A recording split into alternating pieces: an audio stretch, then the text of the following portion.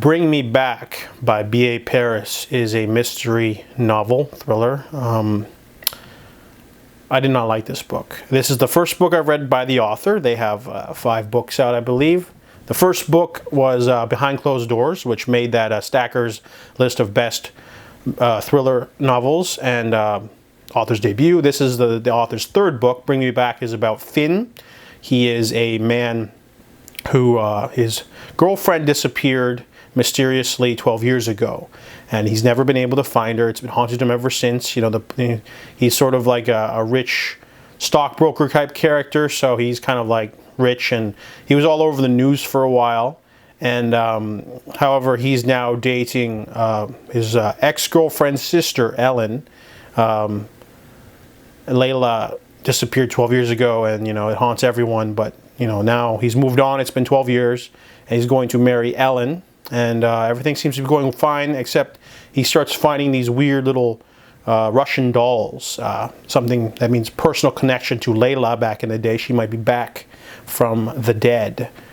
We don't know what happened to her these last 12 years, but someone's in contact with him, and he's trying to figure out if he's being messed with by someone. There's a lot of characters. You know, there's his ex, who runs a pub, and then there's his business partner, Harry. And so he's, you know, a lot of this is all done from Finn's perspective, but we also get some other perspectives in there too. This book honestly was like the biggest melodrama. First off, I listened to it on audiobook. That wasn't the problem. I listened to the whole thing in one day. It's really short. It's only like 7.5 hours. So, but it was just so melodramatic, and like the twist at the end was just delivered so awful. Not just that, but the characters are pretty written awfully too, because our main character Finn is a rich jerk who just cheats on like every girlfriend he's been with. Because in the flashbacks where he meets Layla, he was dating a girl, and then he just like, I'll just cheat on her with this new girl. And then after Layla disappears, he had a new girlfriend, and then he cheats on her with Ellen. And I'm like, man, this guy's like a scumbag. How am I supposed to root for him and like care that he's having a rough time right now? Because he just cheats on literally anyone he feels like. That's like twice at least. Yeah, the characters aren't really like amazing, to be honest. They're there. In terms of like how thrilling the novel is, it's very low stakes, you know.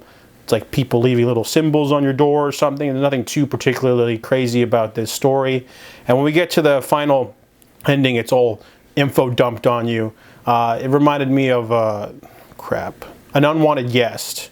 That also had like a huge info dump in the last like 10 pages of just, this is basically how everything happened, and it's not a good delivery way of finding out, you know. Like, imagine you're watching a Poirot mystery, and then all of a sudden, and for the last half an hour, the culprit goes like, "Ah, yes, when I was a child, my father beat me, and my mother didn't care, and I developed a knack for killing." And then, you know, it's just like, oh, it's kind of like that. It's very cheesy. This whole novel is just dripping in cheese, and I wasn't sure what to expect, because, you know, I just wanted to start this author, and I couldn't get the first one immediately because there's a long wait for it from the library, because it's the most popular novel of hers. So I just picked this one at random, and it was awful. And I'm still going to read the first novel she did, because it's on that Stacker list. I'm interested, but I will be wary going forward, because her second one's called The Breakdown, and then she's got 2 more new ones that came out recently. So this was not a great introduction to the author, but you know what? Whatever, man. Hopefully the other ones are good. So I give Bring Me Back a 1 out of 5.